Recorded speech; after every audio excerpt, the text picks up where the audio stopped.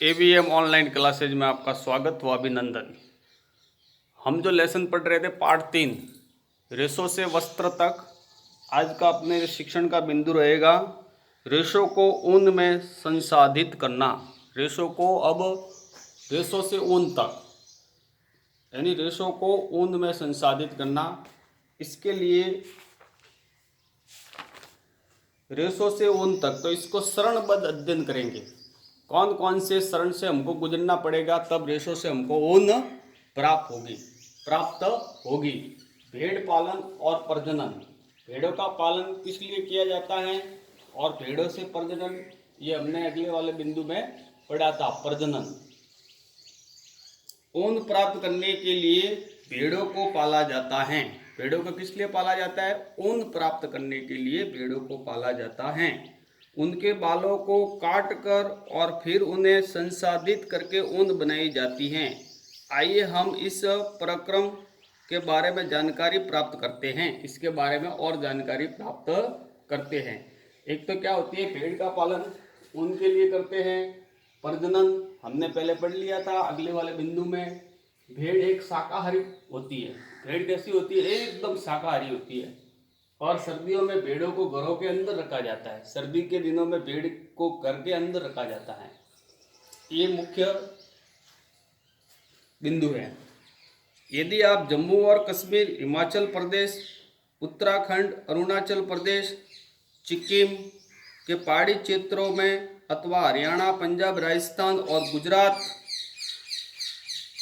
के मैदानों की यात्रा करें, यदि आप ये जो राज्य आए हैं भारत के पहाड़ी क्षेत्र की यात्रा करना चाहते हैं, तो जम्मू कश्मीर है, हिमाचल प्रदेश है, उत्तराखंड है, अरुणाचल प्रदेश है, सिक्किम है।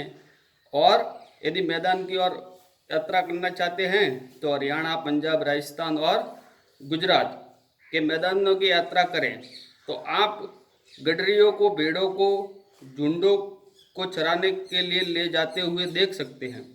यदि इन भागों में जाओगे तो जो भेड़ों को चराने वाला जो गडरिया होता है, वो भेड़ों को झुंडों के रूप में चराने के लिए ले जाते हुए आप देख सकते हो और चरते हुए भी उनको देख सकते हैं।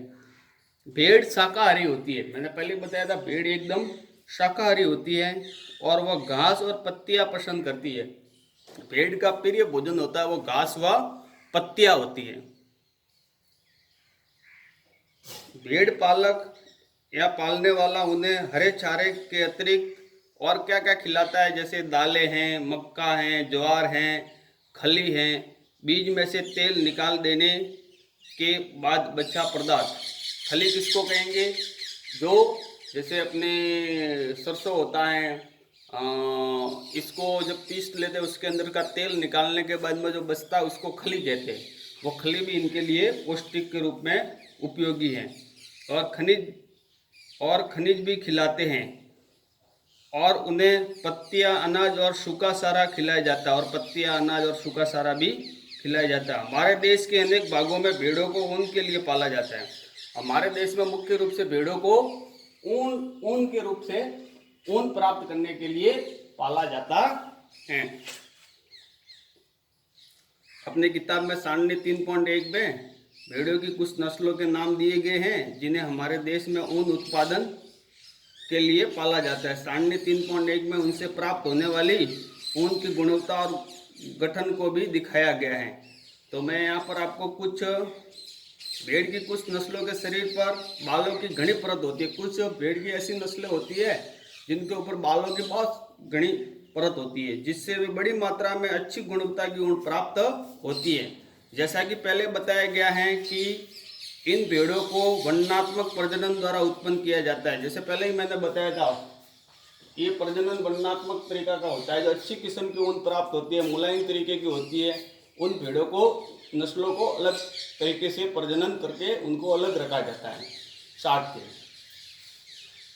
जिसको वर्णनात्मक प्रजनन कहा जाता है। जिनमें से एक जनक किसी ऐसी नस्ल की भेड़ होती है। जब पाली की भेड़ के शरीर पर बालों की घनी वृद्धि हो जाती है तो ऊन प्राप्त करने के लिए उसके बालों को काट लिया जाता है। ऊन प्राप्त करने के लिए उसके बालों को काट लिया जाता है। अब आगे वाला पॉइंट है रेशों से ऊन में संसाधित करना।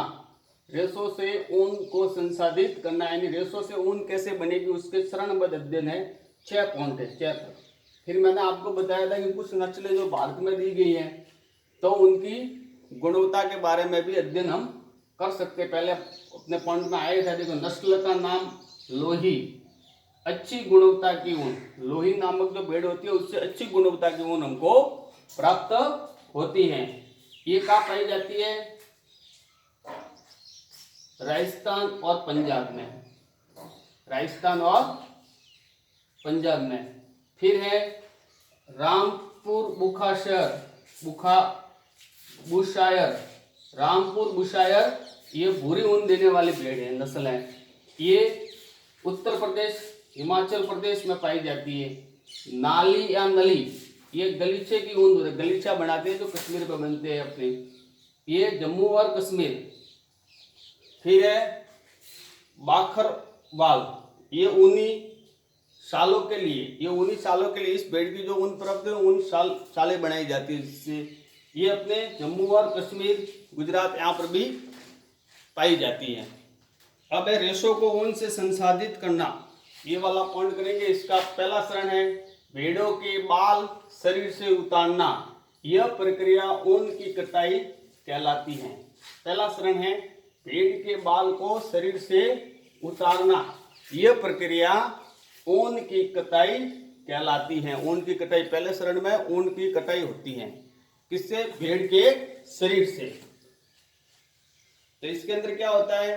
भेड़ को बालों को त्वचा की पतली परत के साथ शरीर से उतार लिया जाता है, यह प्रक्रिया ऊन की कटाई कहलाती है। भेड़ के बाल उतारने के लिए उसी प्रकार की मशीन का उपयोग किया जाता है जैसे नाई द्वारा बाल काटने के लिए प्रयुक्त की जाती है, यानी कैंची आती है एक प्रकार की, उसी मशीन का प्रयोग करेगा जो नाई हमारे लिए बाल काटने के लिए प्रयोग करता है। सामान्यतः बालों को गर्मी के मौसम में काटा जाता है। कभी पूछ ले कि भेड़ के बालों की कटाई कौन से मौसम में की जाती है, तो गर्मी के मौसम में की जाती है, ताकि भेड़ बालों के सुरक्षात्मक आवरण के न रहने पर भी जीवित रह सके। क्योंकि गर्मी में उसके ऊपर का सुरक्षात्मक आवरण निकाल देंगे तो भी वह जीवित रह सके, क्योंकि गर्मी में उसको गर्मी ज़्यादा लगती है और उससे गर्मी उनके अंदर जो वायु भरी रहती है वो गर्म रहती है बालों के अंदर, तो उसको उतारने से उसको राहत भी मिलती है। बाल ऊनी रेशे प्रदान करते हैं। इन्हें ऊनी रेशों को ऊन में परिवर्तित करने के प्रक्रम को निम्न प्रकार से प्रदर्शित किया जा सकता है। सबसे पहले ऊन की कटाई, फिर अभिमार्जन, फिर चटाई, फिर बर की चटाई, फिर रंगाई और फिर रीलिंग। ये 6 पॉइंट है। अब दूसरा चरण पढ़ेंगे। त्वचा सहित उतारे गए बालों को टांकियों में डालकर अच्छी तरह से धोया जाता है जिससे उनकी चिकनाई, धूल और गर्द निकल जाए। यह प्रक्रम अभिमार्जन कहलाता है। अब क्या करते हैं, बड़े बड़े टाँके होते हैं, उतारे गए बालों को बड़े बड़े टाँकों में डाल दिया जाता है ताकि वो उनके जो उतारे गए जो बाल है वो अच्छी तरह से धुल जाए, उसके अंदर की चिकनी मिट्टी है वगैरह कोई भी है वो निकल जाए, धोया जाता है। ये प्रक्रम क्या कहलाता है? सेकंड वाला अभिमार्जन, अभिमार्जन कहलाता है। ये सेकंड चरण में होता है। फिर है तीसरा चरण। तीसरा चरण में होता है अभिमार्जन के बाद में छटाई की जाती है। रोमिल अथवा रोएदार बालों को कारखानों में भेज दिया जाता है जहाँ से विभिन्न गठन वाले बालों को चाटा जात और पृथक किया जाता है। अब इसके अंदर क्या होगा, अभिमार्जन के बाद में छटाई की जाती है, यानी अच्छे अच्छे बालों को अलग कर लिया जाता है और उनका गठन कर लेते हैं, यानी अलग अलग करके छटाई करना। फिर उनको अलग अलग कंपनियों में भेजा दिया जाता है जहाँ उनका निर्माण होता है या रेशों का निर्माण होता है। फिर चरण 4 है। अगले चरण में बालों को सुखाया जाता है, परंतु इससे पहले बालों में से छोटे छोटे कोमल व फूले हुए रेशों को चाट लिया जाता है जो बर कहलाते हैं। बर किसको कहेंगे? जो कोमल कोमल मुलायम मुलायम बाल होते हैं उनको चाट लिए जाते हैं सुखाने से पहले। जैसे ये वाला अपना चौथा चरण, बालों को सुखाना, छटाई करने के बाद में बालों को सुखा दिया जाता है और छोटे छोटे कोमल व फूले जो होते हैं कोमल एकदम रेशेदार उनको बर कहलाते हैं। वो क्या कहलाते हैं? बर कहलाते हैं, उनकी छटाई करने के बाद में। ये वहां पर बर होते हैं जो कभी कभी आपके स्वेटर, अपने जो स्वेटर पहनते हो गर्मियों में, एकत्रित हो जाते हैं। इसके पश्चात रेशों को पुनः अभिमार्जन करके उन्हें सुखा लिया जाता है, फिर उसका वापस अभिमार्जन किया जाता है और अभिमार्जन के बाद उसको वापस सुखा दिया जाता है। इस प्रकार प्राप्त उत्पाद ही धागों के रूप में जानने के लिए ऊन होती है। धागों के रूप में काटे जाने के बाद लिए उपयुक्त ऊन होती है, यानी इसके बाद में धागों में इसको प्रयुक्त करने के लिए उपयुक्त ऊन प्राप्त हो जाती है। चरण 5, रेशों के विभिन्न रंगों में रंगाई की जाती है, क्योंकि भेड़ अथवा बकरी की सामान्य ऊन काली, भूरी अथवा सफ़ेद होती है। 5वें चरण में क्या करते हैं? विभिन्न रंगों से उनकी रंगाई की जाती है। रंगाई की जाती है। सामान्य ऊन कैसी होती है? काली होती है, भूरी होती है, सफ़ेद होती है। तो इनको अलग अलग रंगों में बाजार में उपलब्ध करवाने के लिए इनकी रंगाई की जाती है। जैसे हमको लाल कलर की भी ऊन प्राप्त बाजार में मिलती है, ब्लू कलर की भी मिलती है, हाँ, येलो कलर की भी मिलती है, यानी ऊन के विभिन्न प्रकार के कलर बाजार में उपलब्ध है। तो सामान्यतः हम जब भेड़ से ऊन को प्राप्त करते हैं वो काली, भूरी और सफ़ेद 3 रंग में ही प्राप्त होती है। बाकी रंगों को हम प्राकृतिक रूप से कंपनियों में निर्माण करते हैं उनकी रंगाई करके। छठा चरण है अंतिम चरण, को रीलिंग कहते हैं। अब रेशों को